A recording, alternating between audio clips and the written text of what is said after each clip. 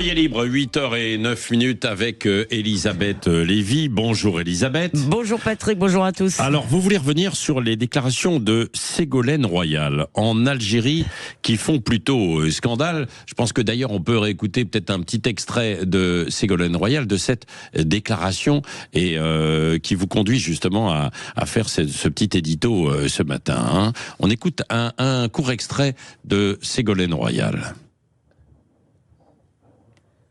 Ségolène Royal, donc John est en train de caler ce John petit va nous extrait. la caler, on l'écoutera dans le cours de la chronique. Alors d'abord, en fait, ça devrait faire scandale, mais ça ne fait pas vraiment scandale. En tous les cas, si ces propos étaient plus subtils, on parlerait d'intelligence avec l'ennemi, hein, parce que l'ancienne reine d'épaule qui a été élue récemment présidente de l'association France-Algérie, alors ça, c'est une grosse boutique créée en 63 pour promouvoir l'amitié entre les peuples avec le succès que l'on sait. Donc, Ségolène Royal se pique de mener sa diplomatie personnelle.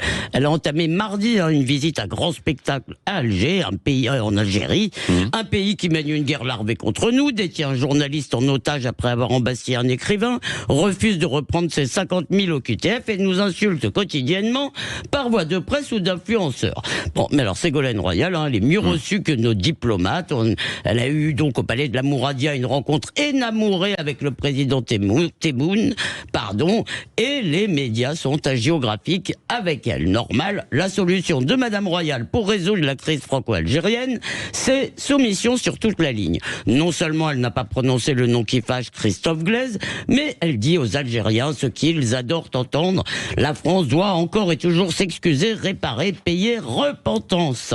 Elle réclame de nouveaux gestes mémoriels et en prime, c'est à Alger qu'elle attaque à mots à peine couverts Macron, enfin le Macron de la fermeté, et Bruno Retailleau, parce qu'elle dénonce les discours qui déchirent de ceux qui ne veulent pas encore admettre la souveraineté nationale de l'Algérie. Qui sont-ils, ces vilains colonialistes? Eh bien, on a l'impression que le président Tebboune lui a écrit son discours, la grande classe. Tiens, on écoute justement ce petit extrait.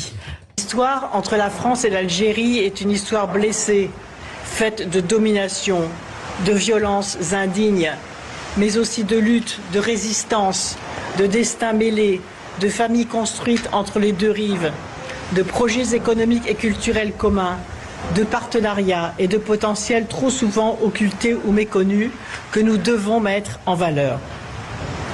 Il faut faire reculer les postures politiciennes, les provocations, les discours qui déchirent, de la part de ceux qui ne veulent pas que l'Algérie avance. Voilà, bon. Voilà, alors, vous voyez, c'est nous, ça, ceux qui ne veulent pas que l'Algérie avance. Nous, les Français, Ouais. Mais comment vous expliquez ce discours, alors, tenu à Alger? À Alger, tout de même, ça ne se fait pas. Mais bon, vous savez, je crois peut-être qu'elle a été élue en 2007. Enfin bon, bref, comment ça s'explique? Bon, c'est pas très étonnant parce que ça s'inscrit dans la mélenchonisation ou peut-être vilpinisation accélérée de Ségolène Royal. Sur le tard, l'ex-chevènementiste, vous vous rappelez, qui défendait l'ordre juste et la discipline militaire, vire néo-tiers-mondiste, tendance décoloniale. Et elle partage avec ses nouveaux amis un goût prononcé pour les régimes dictatoriaux, surtout quand ils sont anti-occidentaux. D'ailleurs, malgré la répression sanglante qui s'est abattue sur les Iraniens, malgré les images de cadavres empilés, malgré les informations effroyables qui nous parviennent d'Iran, la place de la République reste vide, la rue Saint-Guillaume où se trouve Sciences Po est déserte. Alors bien sûr, les insoumis et toute l'extrême gauche, toute la gauche radicale, disons, s'indignent dans des tweets qui reprennent tous les mêmes éléments de langage. Quand on se rappelle leurs larmes et éructations quotidiennes pour Gaza, on se dit qu'ils ne sont pas trop pressés de voir chuter le régime des mollahs. Alors il est vrai que ces Iraniens, le peuple, je veux dire, sont un peu islamophobes sur les bords qui brûlent des mosquées. Et puis il y a d'autres urgences. Hier, Marine Tondelier a courageusement participé à un rassemblement contre le fascisme. Le fascisme qui sévit en Amérique, bien sûr. Elle sonne le tocsin. Après les États-Unis, la France sera peut-être le prochain pays à basculer. No passaran.